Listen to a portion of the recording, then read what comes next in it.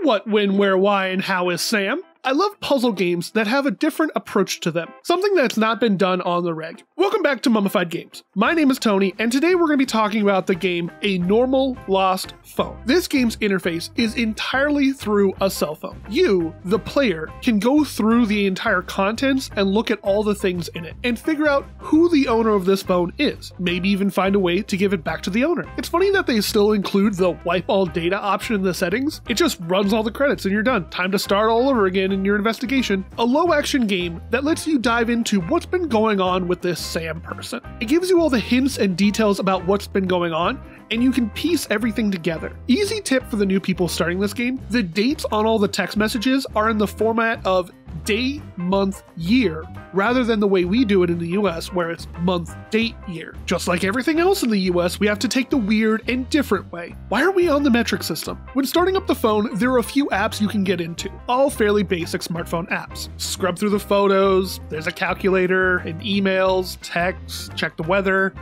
No, there are no games on this phone. The easiest way to figure out what's been going on in Sam's life is to go to the calendar and see what they've been up to. It's all fairly basic stuff. Go to the movies, game nights, book club stuff.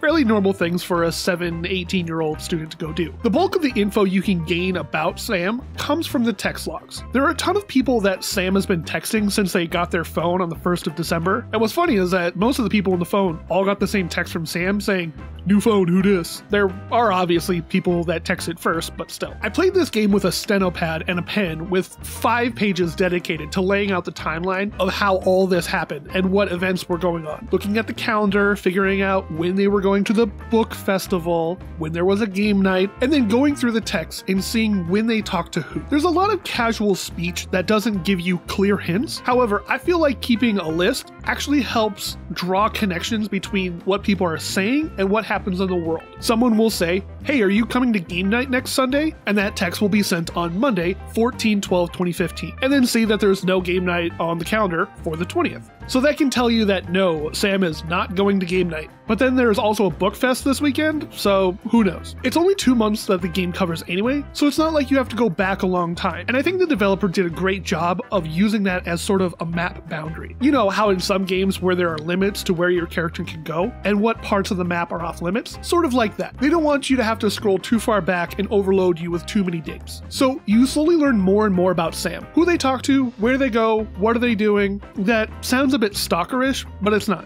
It's an investigation into who they are. I don't want to give too much away because it is a puzzle game, and spoiling the puzzles will ruin the fun of figuring it out on your own. Something I do want to talk to is the theme surrounding one of the characters in this game. I know a person who cannot watch a movie that shows kids getting hurt in any way. I personally had to stop watching an episode of Cops back in the day because they were talking about a kid being in a situation. But strangely enough, I love Law and Order SVU, but I wanted to warn anyone that has a hard time dealing with themes of family abandonment. One of the characters, like I said, is dealing with this, and it becomes a big part of the story, where a family has kicked someone out because they want to live their life true to who they are. I personally don't have any experience close to this, being a cis male who has a strong connection to their parents. But if I can help someone who might struggle with themes like this in the media, then I wanted to help them avoid that situation, and not let someone enter into something they may not be ready for. The one critique I have for this game is the format of the texts. Why would you put the name and the picture at the bottom of the text? Everything I remember about texting back in 2015-16, there was a picture next to the contact at either the top of the window or pics next to the chat, not the name and the picture at the bottom of the chat. If I had to offer a solution to the problem, you could include at the top of the chat their name, and when clicked on it, takes you to the profile and shows you a bigger picture. Maybe they modernize this format in the second game. I'm excited to see where this next game goes. Oh, and yes, I did finish this game a while back, and I got all the way to the end. Good for Sam. I'm happy for them. This game is a great puzzle to figure out and shows a brief 2-month window into Sam's life. For folks who did play this game, what were your thoughts?